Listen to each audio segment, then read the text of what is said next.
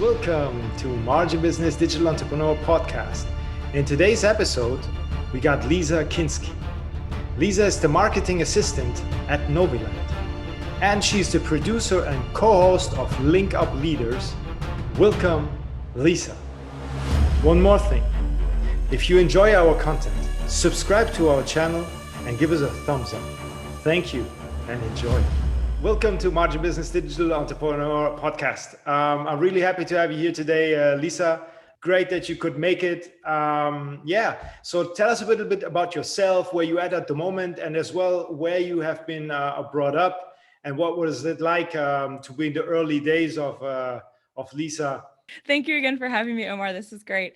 So right now, like I said, I'm actually at my apartment as opposed to the office. The internet went down, but I think everybody's a lot more understanding of that post-COVID time for sure. So I'm currently located in just outside of Northcross, which is in the Atlanta area in Georgia. And I was actually born and raised in Georgia as well. Born in Woodstock, raised in Woodstock, stayed there for the majority of my upbringing. And no, it is not the same Woodstock as the festival that a lot of people hear of that happened. I was about to ask that, That's always that was actually Woodstock, New York. Exactly. Woodstock, Georgia, a little bit different. When my parents decided to move there in, I want to say 1980, it was just like nothing but like fields and dirt roads. It used to be like country. It's much more populated now. But born and raised in Woodstock, Georgia. My parents still live there. I go visit often. It's not far. I went to Kennesaw State University, and my first job, I actually didn't work while I was in high school. My parents really wanted me to focus on my studies and get good grades and, really focus on education. So they didn't make me work, and they didn't really want me to. So I ended up getting a job shortly before high school graduation. I worked at a McDonald's for 9 months. And I think that everybody should either work in food service or in retail at some point in time. Yeah. Because those are the jobs where you really kind of learn to get a thick skin, I feel like. Because unfortunately, here in America, at least, the general public can be really awful to service employees. And if you can learn how to, one, get that perspective and be kinder to folks as you move along your day, and two, just learn how to get that thick skin and understand, then I think I think it's valuable to have. So wasn't my favorite job, wasn't my favorite experience, but I'm thankful. Can you imagine? I worked there for a little while, like I said, between high school and college. And then I went to Kennesaw State University. I majored in business management. And when I went to college, I didn't really know what I wanted to do. Sorry, is that what your parents actually wanted? Because that was my question. Like when your parents said, yeah, you have to study and everything, what was their vision of what you should become? Yeah, so if they had a specific job in mind for me, they didn't really share that.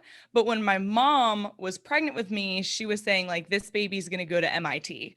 And when I was a kid, really wanted me to go to MIT, and that's never really been my own personal path. Sorry, Mom. But I did go to Kennesaw State, but I never really wanted to go to college in the first place. Not really for any particular reason. I was just like, you're so over school. By the time you're done kindergarten through 12th grade, you're like, let me get out of here. Like, I just want to not be in a classroom anymore. But I did decide to go to college. I went to Kennesaw State, like I said, 4.5 years, majored in business management. And I got the business degree kind of because my dad had just said, if you're going to go to school, get something that you can take everywhere since you don't have a specialty, and business is great. So I walked in orientation day. People think I'm joking when I say this, and I'm not. In an orientation day, they have all of the majors spread out, like printed, spread out across this big old table at check-in. And it's like, okay, what do you want to major? And so I found the piece of paper that had the business majors on it. I bracketed it off with 2 fingers, closed my eyes, and pointed, and it landed on management. That's how I picked my degree. Okay. So I ended up pursuing it. I must not have. So it was destined, actually. Yeah. Yeah. You can see it this way. It was destined. Yeah. Exactly. So, and with management too, you get exposure to a lot of stuff. Like, obviously you have to take, your finance and your accounting, but you get like management classes and marketing classes and international business, things like that. So it was good. So while I was in school, I worked for I worked at this place called Brunswick Zone. It's a family entertainment center. Used to be owned by Brunswick Retail Corporation, but they have like bowling, laser tag, things like that. And I Okay. helped Yeah. there. And then after graduation, I worked at I just blanked, a background screening company. And then I ended up at Noviland after, COVID layoffs and things like that. I was one of the unlucky ones that was unemployed for a period of time. Yeah. Okay. Okay. And then, so that's kind of the short and sweet version of how I found my Okay. way. Okay. That's already really good. I mean, because when you say that with COVID, obviously this is very important because many people had hit that, especially that time frame when you were employed somewhere, or when you some businesses which really didn't make it and could not even do it remotely, or you were just about to maybe an internship or something. I think it's very important, this experience what you had. Yeah. So I graduated from Kennesaw in December of 2016. And I got a job with the background screening company that same month. Actually, 2 weeks later, I started. And I had been with them up until late March of 2020. So with the background screening industry, we did like pre-employment and tenant screening. Okay. Well, if they're hiring, then there's no, pre-employment records that we have to process. And also with the COVID outbreaks and the courts all being closed, if we couldn't even go into the courts anyway, there were no records processed and there were no courts for us to get into. So even though I wasn't actually on the records processing side, obviously the work that comes in affects every facet of the business. Sure. So they did make the decision to lay off 40% of the workforce, and I was one of those 40%. Now, I think they have brought a lot of those people back, and that company did, survive COVID, thankfully. That was my next question, actually. Yeah, they did survive. I think they had to pivot a little bit. I think they had, and any information now that I have is obviously outdated, but they were looking at exploring a few new avenues with some other business partnerships. And I don't know if those came to fruition because everything was really starting to build up by the time of COVID. So not sure exactly what they're doing, but I know they're still doing background checks and I know they're still doing well. But so yeah, that was in late March. And then at the time I was living in Kennesaw, I was living by myself and I was unemployed and just looking for a job every single day. And it was kind of like the spray and pray method, I guess. I don't know if that's really the best acronym for it, but I submitted over 200 applications. I had, I don't know how many no thank you emails. Cause a lot of the positions, here's what was frustrating. And anybody else who was looking for a job during the initial outbreak of COVID probably experienced the same thing. A lot of businesses don't keep a super close eye on their job postings that they have on Indeed, Monster, LinkedIn, anything that's not on their main page. They really don't pay a ton of attention to. And maybe I'm not giving recruiters enough credit, but in my experience, a lot of those jobs, I got responses back of, oh, this was a listing that we forgot to take down, or, oh, we're leaving it active, but it's actually already filled, but just in case it doesn't work out. So a lot of what was posted wasn't actually available work. And then of course, at a certain point in time, you apply for things that, you're not qualified for, but you're just looking for a job. And then, so there were letters there, a bunch of just no responses. So my application to Noviland, I was lost in a sea of applications. Truly, I don't remember submitting it. But then Francois gave me a call and I ended up coming in for an in-person interview, everything, 6 feet apart, mask, COVID safe, everything wow, it's a good story, really. The disclaimer.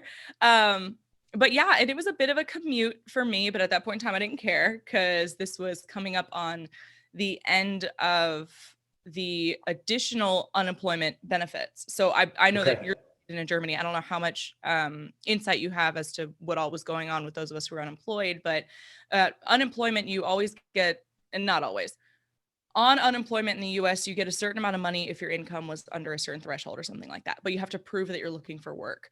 They kind of threw all of that out the window during COVID. You didn't have to prove, you didn't have to check in, you didn't have to do anything. Just if your pay before layoff was a certain point, you got X number of payout. And then it was giving us an additional stimulus each week for everybody that was on unemployment. So at a certain point in time, it actually made sense financially to remain on unemployment than it did to just go get like a job at one of the essential employee jobs that was working. So that were still working. So like at the Aldi or, Walmart or wherever, places that were staying open. So it was coming, like I said, I was looking the whole time because of course I didn't have benefits during that time either. So it's a very scary period where it's like, I'm laying low, I'm doing everything I can to protect myself and my parents. But like, if I get COVID, who's going to pay for it? Like there's no, I don't have health insurance, stuff like that. So that's the next problem. Yeah. Yeah. So thankfully, myself nor any of my loved ones ended up getting sick. Thank God. My brother did later, but he's an EMT, and that's kind of the nature of the work that you're going to get sick every once in a while, being an emergency medical tech. Yes. Sure. So my law too. But they're okay. But anyway, so it was coming to the end of like the additional stimulus payment time, and being single income household, it was like, oh my gosh, I'm not going to be able to stay in my current place. Am I going to have to move back home? My landlord was very gracious and let me go from my normal lease terms to just leasing month by month. Because I told him the second I got laid off, I was like, full transparency, I'm good for the remainder of the lease, but like after that, I don't know. So he let me go month to month, which was fabulous. So then ended up like right at the finish line, I ended up getting the job at Noviland, which was great. So I interviewed July 1st. I got the job July 13th, which was actually a year ago yesterday. Exactly. Yeah. So, and then the benefits ran out at the end of that July. So I kind of got had the best of the bad situation pretty much the whole time. I didn't get sick. I was able to pay my bills. I wasn't displaced. I ended up finding work. So I can't be too upset about that period, but it wasn't necessarily fun. Sure, I can imagine. I can completely imagine. I mean, it's hard, I mean, for everyone, it's this period was uncertainty. Although when you're in the internet space, like us, like our company, like Margin Business, it's okay. You have seen it. You didn't see it coming, but you could predict what, not in the first weeks maybe, but afterwards you could see, okay, it's gonna stay that way. But there's a little bit there was a little bit of scare coming in when the boats and the whole from China, everything, the packaging, and nothing worked anymore. No more containers, and we were a bit of scared as well. But for us, it was really smoother than what you just described now. And I think it's amazing how you pulled this through and what you made out of it. And it's as well the mindset, the motivation, and to never give up, because we cannot be stopped by something. I call it now even small, because you have always to be there. You have always to mentally be there and prepare yourself for situations like this, because the ride through of any human being it's not just a ride through, it's wavy, there can things can happen. And if COVID didn't happen, something else would have happened. It's just the nature of the years. It goes up and down and up and down, and sometimes it goes too much down, like really hard, and this is what happened in the COVID times, and like I said, it's not only companies which has been hit. Most of the times the employees, and this is really terrible, because when the population already struggles, and then on top of that, if something like this happens, I know now, for example, and it's all over the world, it's not only the States, when people live on credit from paycheck to paycheck, and something unexpected happened, like you said, insurance, something bad happens and you have to get surgery or something, there's quickly the lights out for everything, and that's why I'm saying really you did a great job, and you're the perfect fit as well in Noviland, because from what I see, you developed very fast into it. You created your own podcast.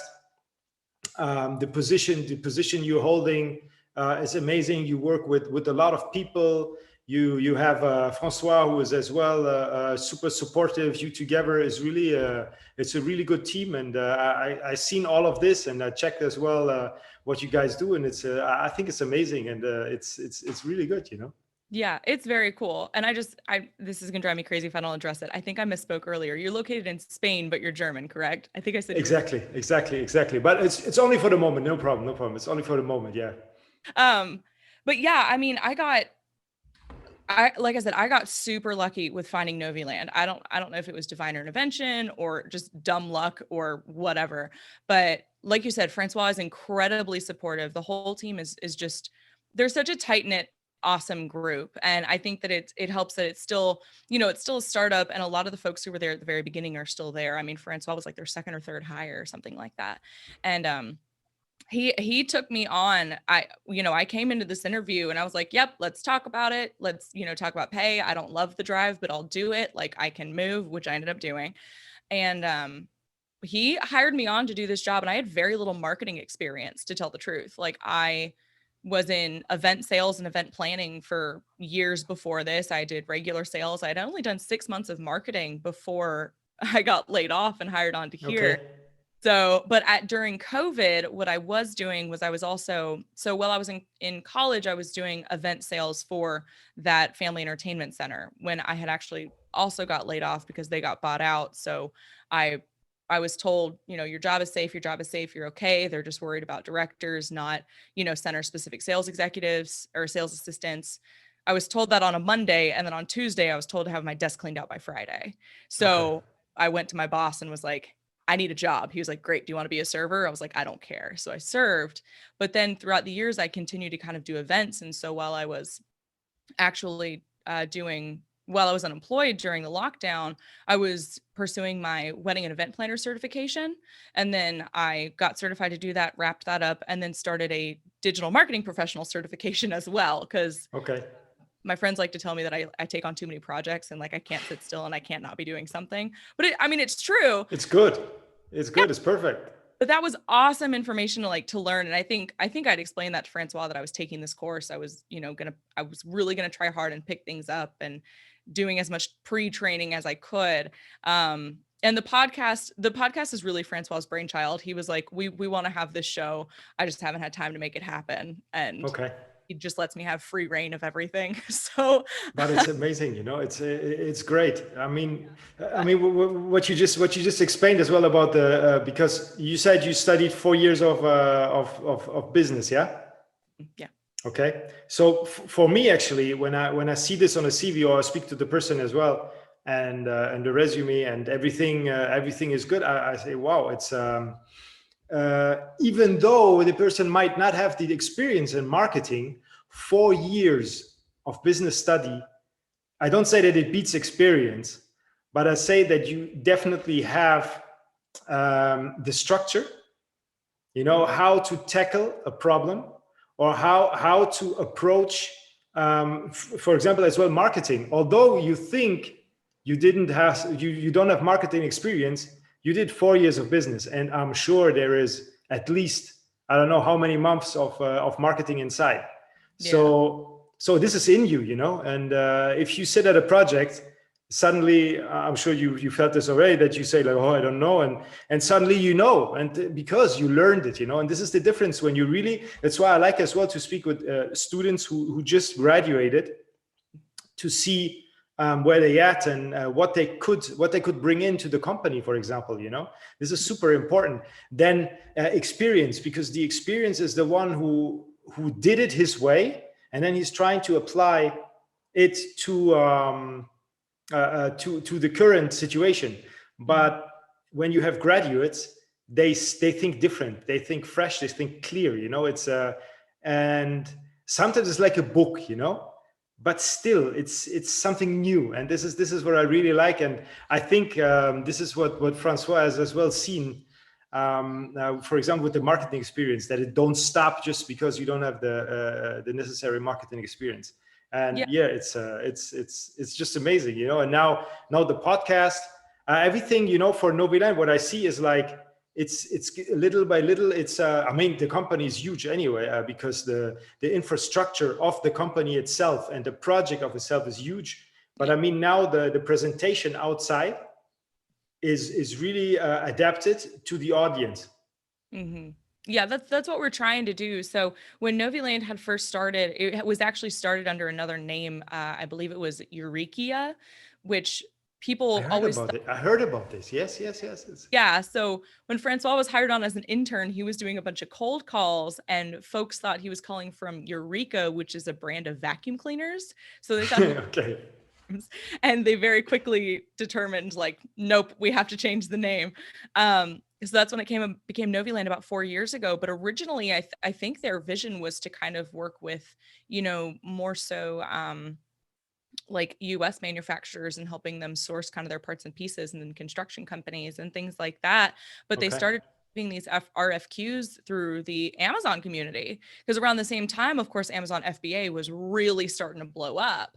And so they decided, okay, we need to, of course, we still service truly any business that needs to have, products that are sourced from overseas, but kind of that e-com, the Shopify sellers, Walmart sellers, eBay sellers, Amazon sellers are kind of really where they saw that that's going to be the majority of the business and where things are really going to grow. And so that's also one of the reasons that, for the podcast, we try to not make it Amazon specific, because there is so much Amazon content out there, and there are so many podcasts, which makes sense, right? Because when you look at the concentration of sellers that are on Amazon versus how many are on Shopify or how many are on, X, Y, or Z, then it makes sense that there's a lot of content around that too, especially when you think about like the intricacies and all the nuances and all of the gray area that there is with even just Amazon terms of service.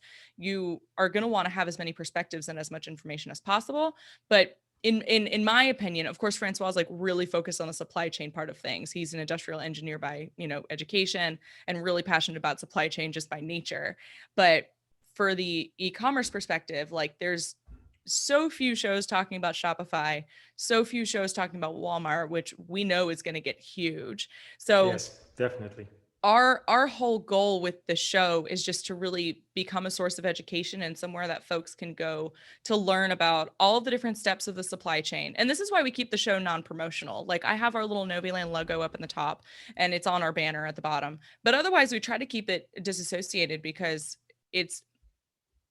we don't want it to be like, this is the Noviland show, this is us, pushing out our product, things like that. We do that on the other half. The show is really about how can we help businesses learn and help scale, so that's why we have, folks from all different industries on the show. And we're excited to have you on in a couple of weeks, next week. Great. Yeah. Next week is it? But yeah, that's kind of where, I don't know. It just kind of, it took shape fast, and there was a lot of planning in the front end of it. Okay. Yeah. I mean, for us, it's the same. We're not having this channel to push out our own content or our own services or for the agency. No, this is really to help people. To see, for example, if people watching this from now, maybe in 20 years, they can get the same value out of it as we right now. Mm-hmm. It's not content which will be outdated. Because if you talk about Amazon, I do Amazon videos, I do about listing optimization, translation. But if you have this channel, for example, and you go like in 20 years and you look at the videos, they still can get information out of there, while other videos will be lost, and you can not throw them away, but it's there will be other techniques, there will be new technologies, there will be complete different approaches from now, I don't know, 10 years maybe for Amazon. Oh yeah. So I think the approach is it's really good, because it will stay there forever. We need to understand that, because I think most of the people don't understand that it will stay forever. Anyway, the movement what we do right now on the internet will stay there forever. Once the video is up, that's it. It cannot be taken down. And maybe it can be taken down, but somewhere it will exist.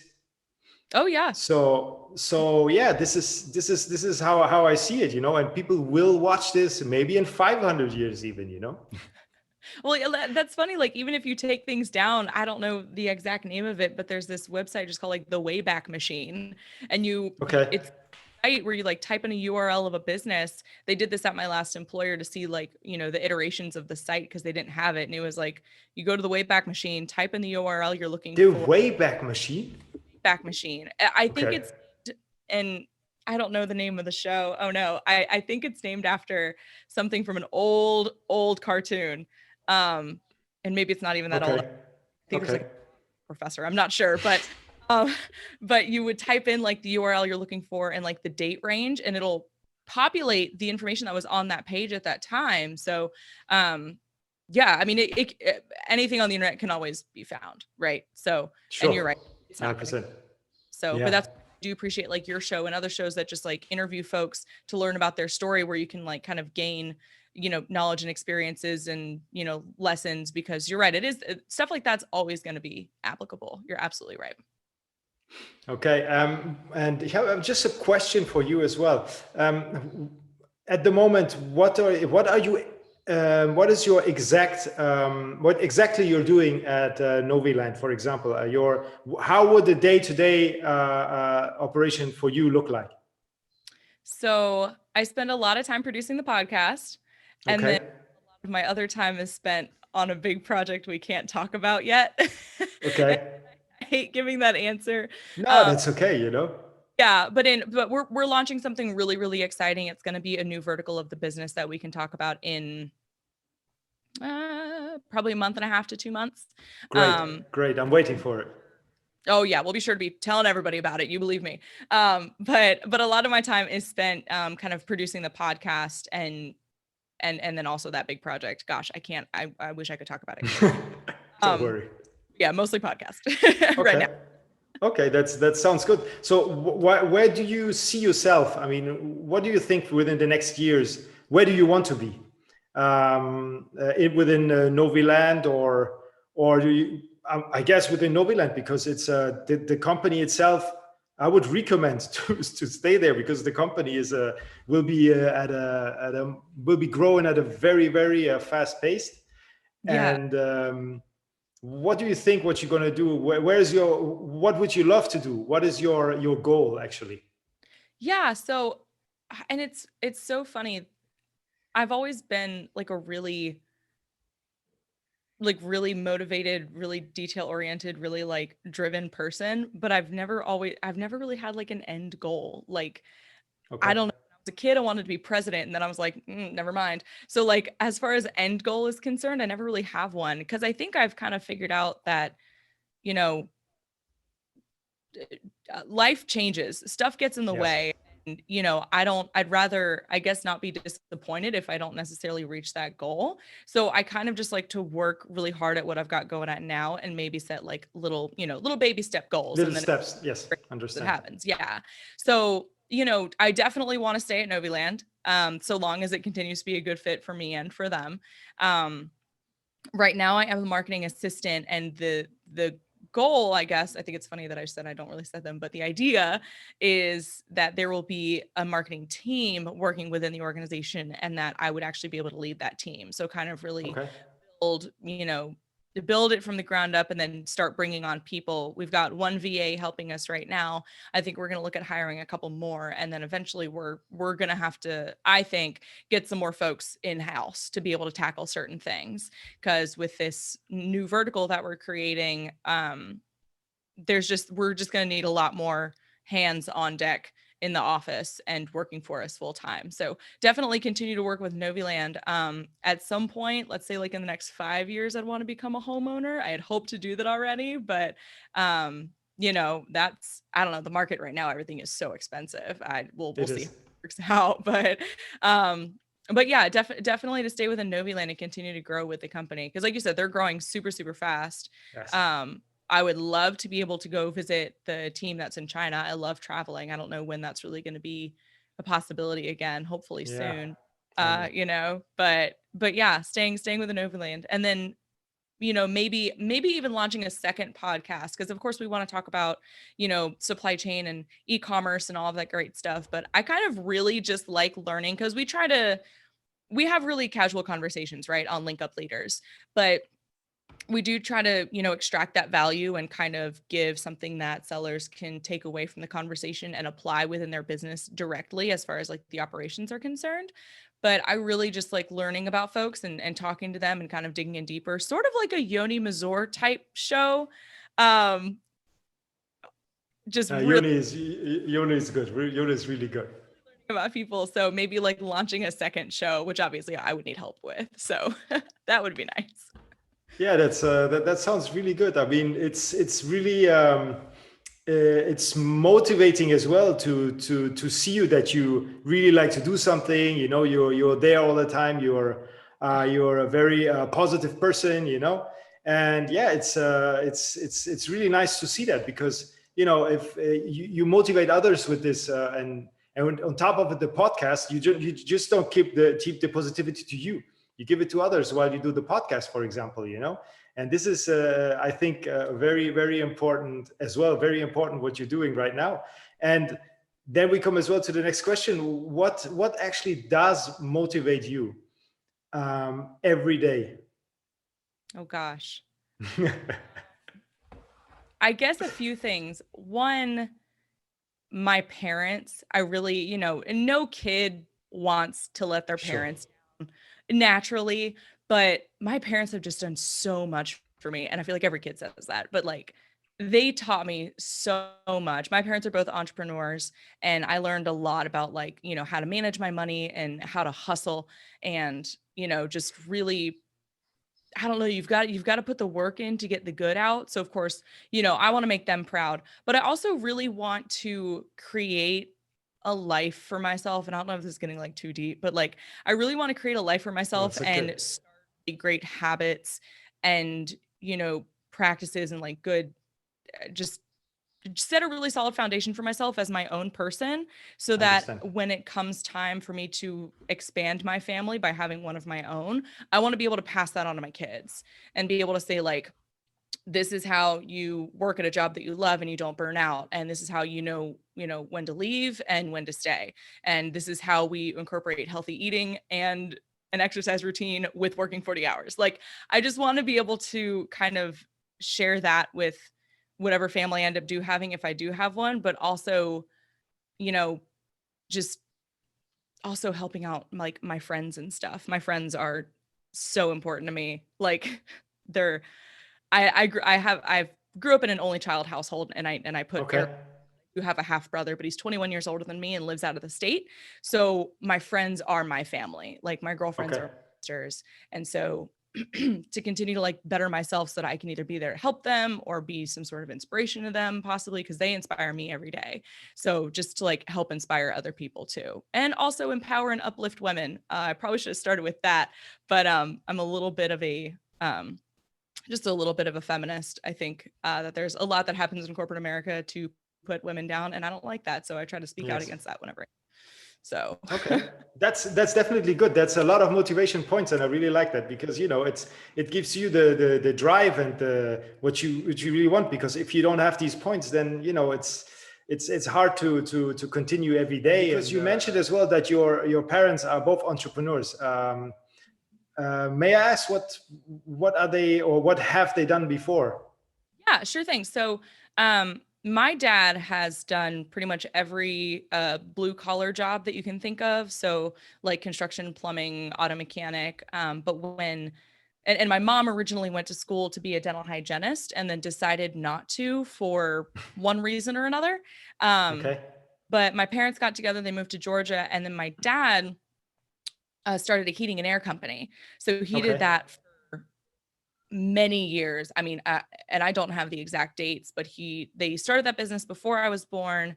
So that was in 94. And then he sold the business in 2011, something like Okay. that. So he did heating and air for a very long time. But now my mom does bookkeeping, but she works for a couple of different businesses. So she's kind of like Okay. a contractor for herself in that kind of way. And my dad is Okay. pseudo. He's never going to stop moving. He can't sit still. Okay. I wonder Sure. where. Sure. Yeah, you see, but then there we know where you got it from, the movement and the ambition, you know, they never stop. And this is don't let anyone tell you, oh, you're doing too much. It's never too much, you know.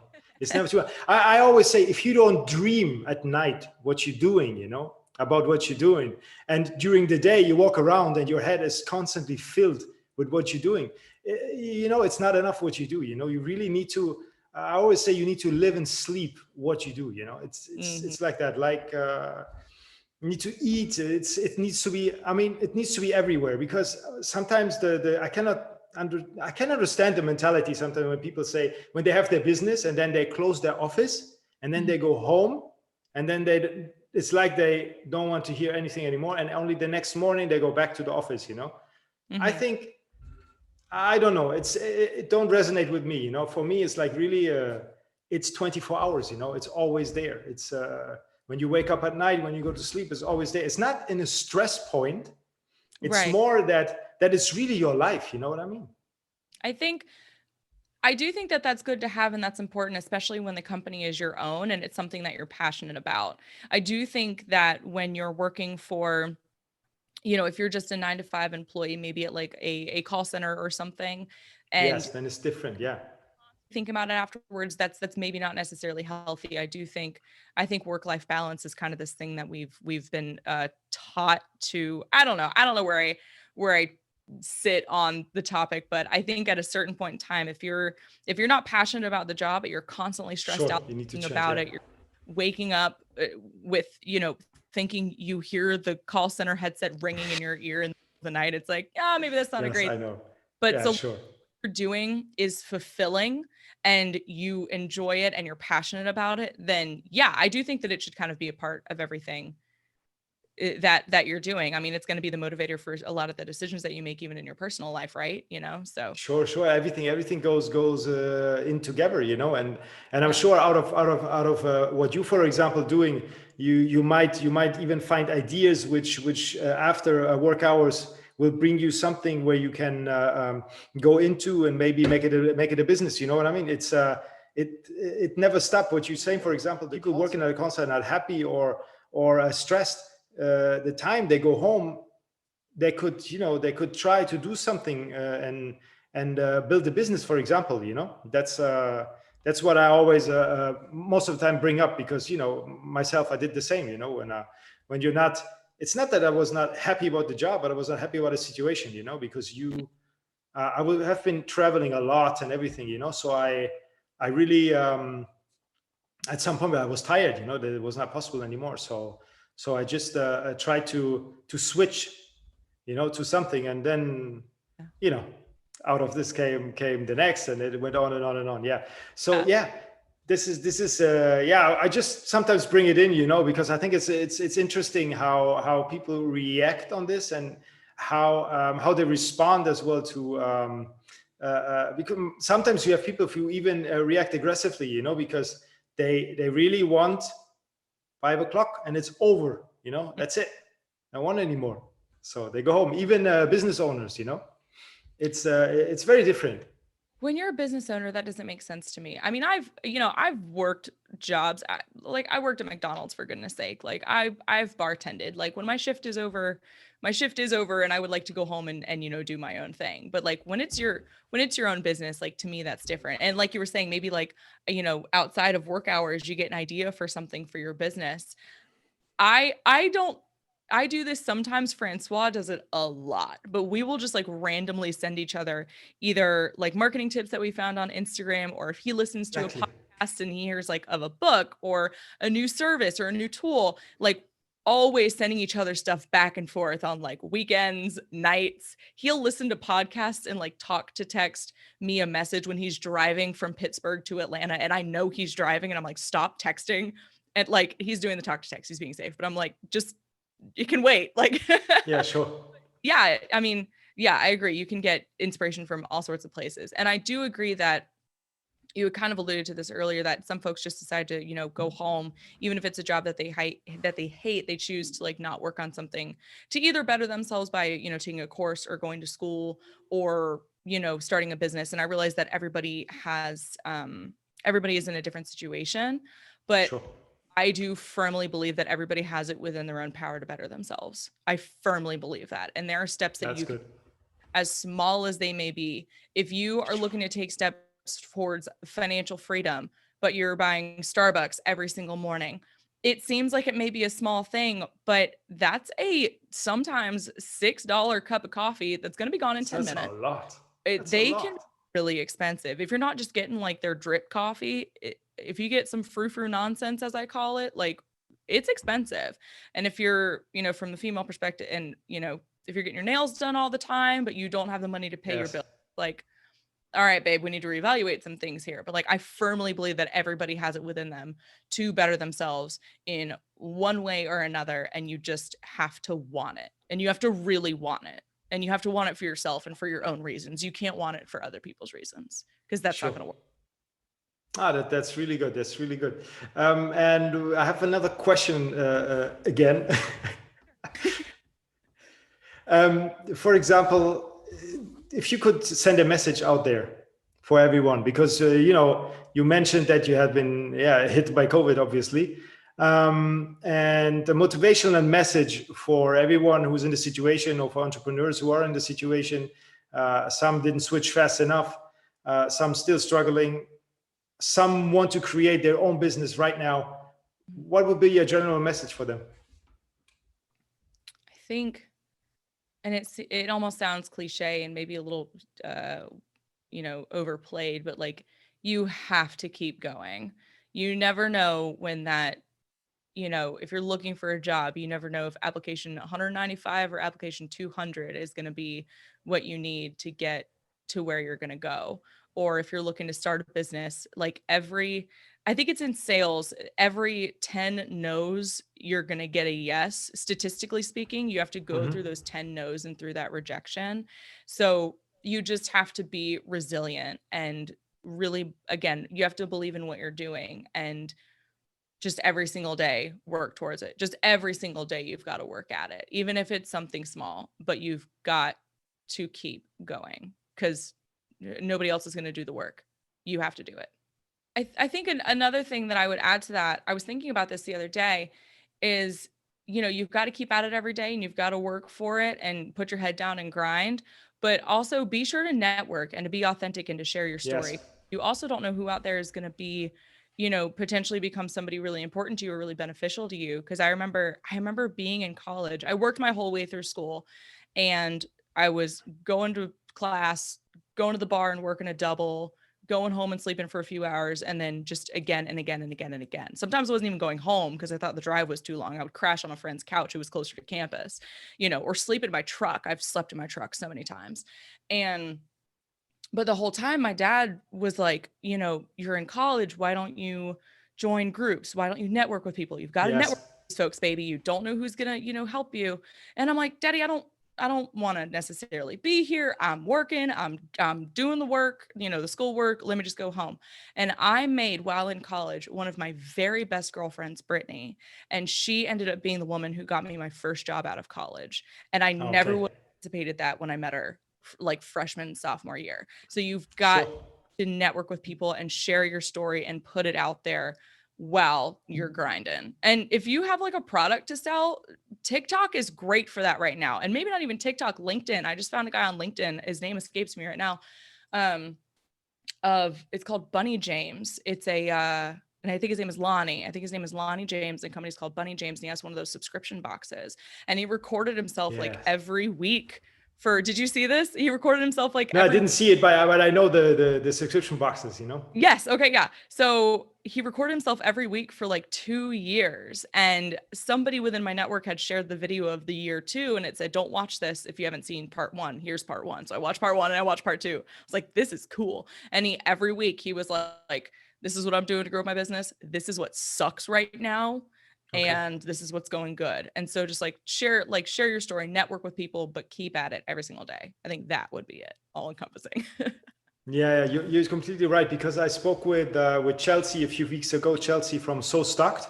Yes, Chelsea Cohen. I'm sure you know her. She exactly said the same. Networking is literally her business, So yeah. That's why I remember it. It's so true. So I just wanted to confirm it.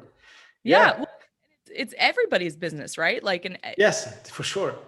Sales folks like to say, everybody is in sales. No matter what you're doing, you are either selling your business or you are selling yourself, in the way of promoting your services or promoting, yourself looking for a job. You always want to be open to those opportunities. So yeah, I agree with Chelsea. Yeah, sure. Me and myself, I'm a good chunk of my day I'm spending writing emails, speaking to to other company owners. It's true. It's all about networking and getting to know what the others do. Okay, thank you so much. That was a pleasure talking to you and get all this information. And it's a really great talk. Thank you so much. Absolutely. Thank you so much for having me. This is awesome. Lisa, speak to you next time. Yeah.